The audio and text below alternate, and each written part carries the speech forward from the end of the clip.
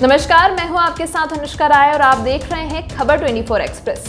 BJP Bengal में सब कुछ करने के बाद भी चुनाव हार चुकी है, लेकिन वो अब साम दाम दंड भेद अपना रही है। लोकतांत्रिक तरीके से चुनी गई सरकार के खिलाफ केंद्र की मोदी सरकार का यह सबसे शर्मनाक रवैया है। केंद्र सरकार के अधीन आने वाली संस्थाएं केवल गैर बीजेपी शासित राज्यों में सतर्क रहती हैं।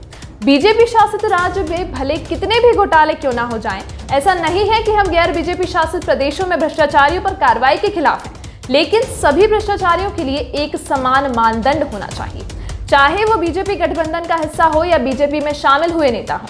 क्योंकि बीजेपी बंगाल में चुनाव हारते ही ममता सरकार को अपने निशाने पर ले रही है।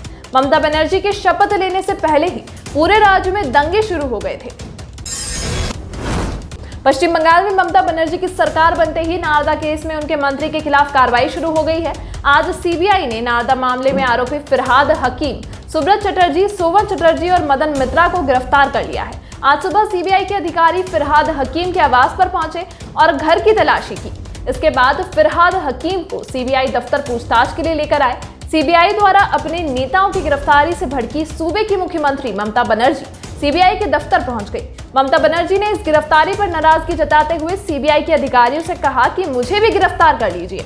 सीबीआई नारदा स्टिंग मामले में आरोपी फिरहाद हकीम को पूछताछ के लिए अपने साथ ले गई है। इसके अलावा बंगाल सरकार में मंत्री सुब्रत मुखर्जी और विधायक मदन मित्रा के घर पर भी छापा मारा गया और उन्हें सीबीआई दफ्तर पूछताछ के लिए बुलाया गया।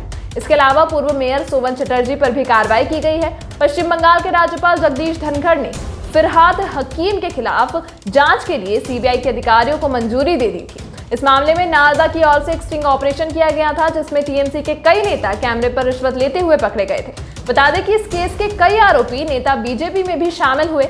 इससे पहले भी शारदा केस के आरोपी बीजेपी में शामिल हो चुके हैं, लेकिन आज तक उन नेताओं पर कोई कार्रवाई नहीं हुई है और बीजेपी के केंद्र में रहते हुए न भविष्य में ऐसी कोई उम्मीद है। बता दें कि साल 2016 में बंगाल में विधानसभा चुनाव से पहले नारदा स्टिंग टेप सार्वजनिक किए गए थे। ऐसा दावा किया गया था कि ये टेप साल 2014 में रिकॉर्ड किए गए थे। इसमें टीएमसी के मंत्री, सांसद और विधायक की तरह दिखने वाले व्यक्तियों को कथित रूप से एक काल्पनिक कंपनी के प्रतिनिधियों से कैश लेते दिखाया गया था। यह sting operation Narada news portal के मैथ्यू सैमुअल ने किया था। साल 2017 में कलकत्ता हाईकोर्ट ने इन टेप की जांच का आदेश सीबीआई को दिया था। इस स्टिंग ऑपरेशन में टीएमसी के जो दो बड़े नेता कैमरे में कैद हुए थे, उनमें से एक मुकुल रॉय थे, जिन्होंने साल 2017 में भाजपा का दामन थाम लिया था, और दूसरे बड़े नेता शुभेंदु अधिकारी थे, जिन्होंने चुनाव से ठीक पहले ममता को बाय बाय कर दिया था और भाजपा की गंगा में नहाकर पाक साफ हो गए थे। बता दें कि नारदा से पहले 2013 के शारदा चिटफंड घोटाले में भी मुकुल रॉय का नाम सामने आया था। जैसे ही मुकुल पर शिकंजा कसा, वो 2017 में भाजपा में शामिल हो गए। वहीं असम के बड़े नेता हिमंता बिस्वा शर्मा का भी नाम शारदा घोटाले में आया था और वह 2016 में कांग्रेस छोड़कर भाजपा में शामिल हो गए थे। अब पूर्वोत्तर में भाजपा के कद्दावर नेता बन गए हैं, वह असम के मुख्यमंत्री बन गए हैं। अब इन सब को देखते हुए इसे बीजेपी का कौन सा चरित्र कहा जाएगा? जहां चुनाव हार जाएंगे वहां अघोषित आपातकाल लगाया जाएगा। जो भी भ्रष्टाचारी या आरोपी जैसे ही बीजेपी में शामिल होगा, वो पाक साफ हो जाएगा। बाकी हमारा काम सिर्फ सच्चाई से अवगत करवाना है, जब तक हम इस अघोषित आपातकाल में करवा सकते हैं।